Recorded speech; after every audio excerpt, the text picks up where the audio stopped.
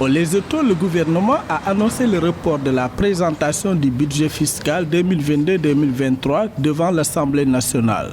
Selon le porte-parole du gouvernement, l'investiture du chef principal de Hamama à Rome et les difficultés qui sont survenues lors du sommet des dirigeants de l'Union africaine et de l'Union européenne concernant le Millennium Challenge Corporation Compact sont parmi les principales raisons du report. Le porte-parole du gouvernement a indiqué que le ministère des Finances, qui devait présenter les prévisions du budget vendredi 25 février, est attendu à l'Assemblée nationale le mercredi 2 mars 2022.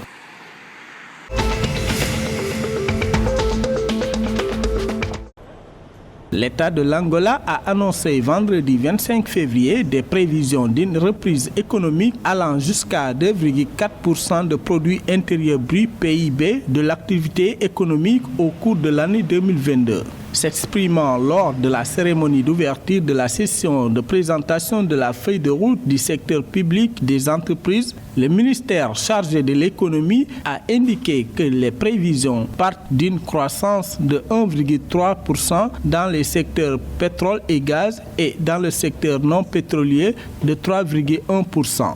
La feuille de route qui a été approuvée en janvier 2022 va être mise en œuvre dans 4 ans. Elle vise également à accélérer les réformes à introduire dans le tissu d'entreprises publiques.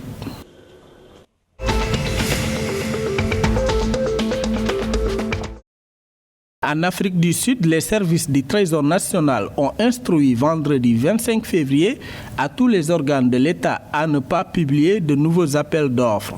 Selon la note de service, l'instruction fait suite à une décision de la Cour constitutionnelle du 16 février, selon laquelle le ministre des Finances a agi au-delà de ses pouvoirs en vertu de la loi sur le cadre de la politique de passation des marchés préférentiels. La réglementation a, entre autres, introduit des critères de préqualification pour être éligible à soumissionner.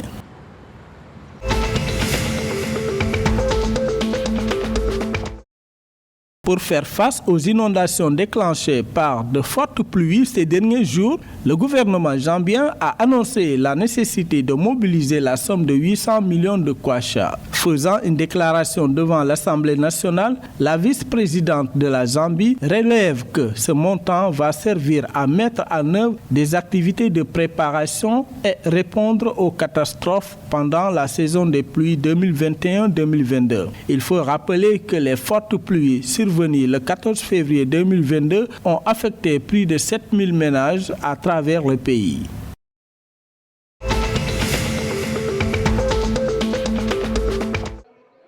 C'est désormais officiel. La FIFA a publié un communiqué jeudi 24 février pour officialiser les sanctions à l'encontre du Zimbabwe. Ainsi, le Zimbabwe perd tous ses droits de membre à compter de cette date jusqu'à nouvel ordre. Les représentants de fédérations zimbabwéennes de football et les équipes des clubs ne sont donc plus autorisés à participer aux compétitions internationales jusqu'à la levée de la suspension. Cette sanction fait suite à des accusations d'ingérence du gouvernement dans le fonctionnement de la fédération zimbabwéenne de football.